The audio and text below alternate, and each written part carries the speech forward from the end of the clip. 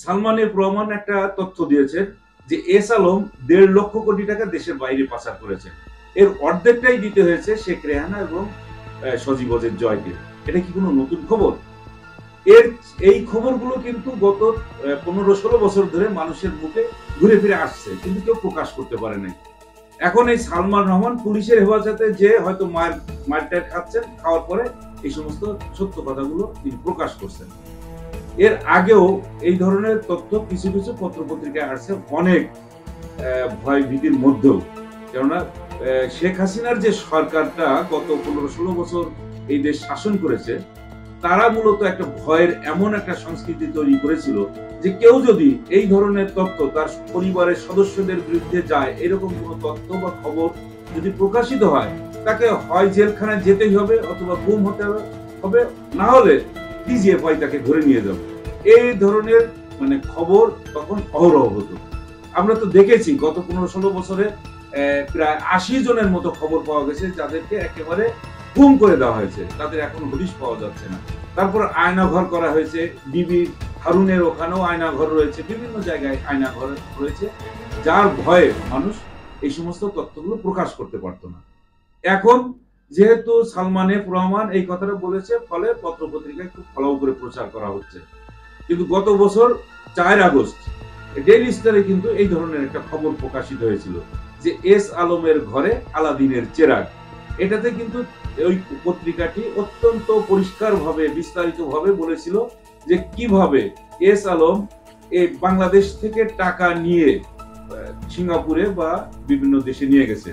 তবে টাকা নিয়ে যাওয়ার কোনো খবর নয়, সেটা যেত ডলার, এবং বাংলাদেশ ব্যাংকের গভর্নরের মাধ্যমে সেই টাকাকে ডলারে পরিণত করে জাহাজে করে সেই ডলার নিয়ে যাওয়া হতো সিঙ্গাপুর, মালয়েশিয়া, সাইপ্রাস, এই সমস্ত জায়গায় নিয়ে যাওয়া হতো। এই কারণে এস আলম কিন্তু তার পরিবারের সদস্যদেরকে এই বাংলাদেশের নাগরিকত্ব প্রত্যাহার করে তারা বিদেশি নাগরিক হয়ে গিয়েছিল, এবং বাংলাদেশে স্থায়ীভাবে বসবাস করার জন্য একদিনে তার সেই আইনটা করে দেওয়া হয়েছিল।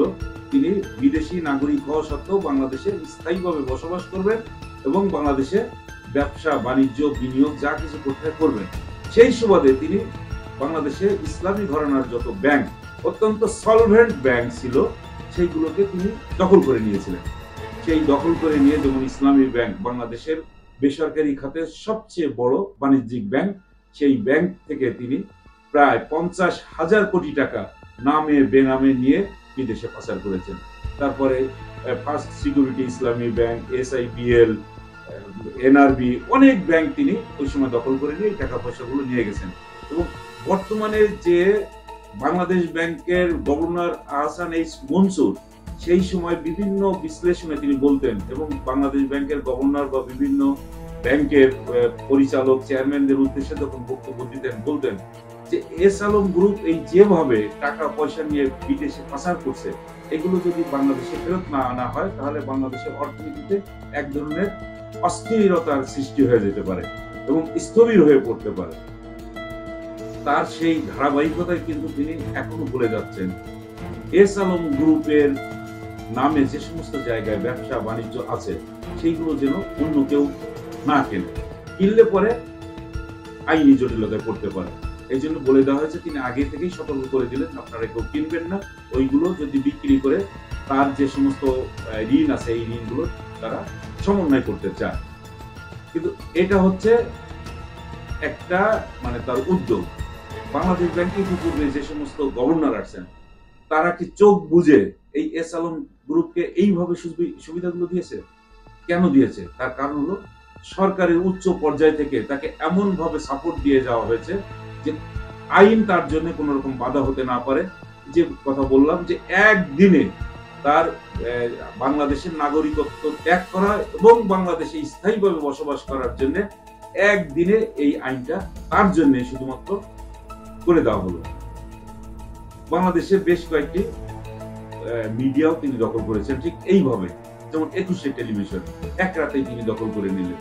তারপরে পত্র পত্রিকাও তিনি বের করেছেন।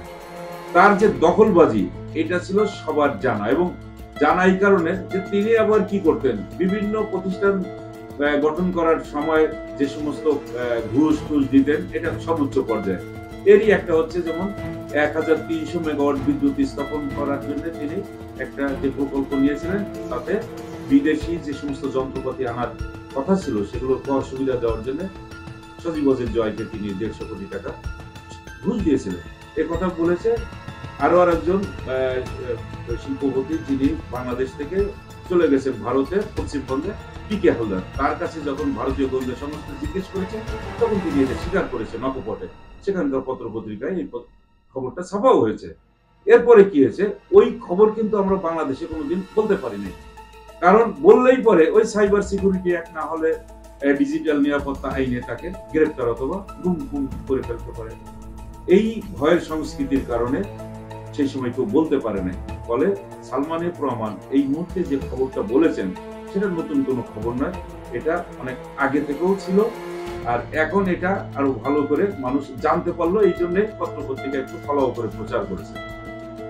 বাংলাদেশ ব্যাংকের গভর্নর যে উদ্যোগ নিয়েছেন, এই সমস্ত অর্থ যদি পুনরুদ্ধার করা হয়, তারপরে বিদ্যুৎ খাতে যে ক্যাপাসিটি চার্জের নামে যে টাকাগুলো দেওয়া হয়েছে, তাদের যে ইন্ডেমনিটি দিয়ে এই টাকাগুলো হজম করার সুযোগ দেওয়া হয়েছে, এই আইনও বাতিল করার দরকার।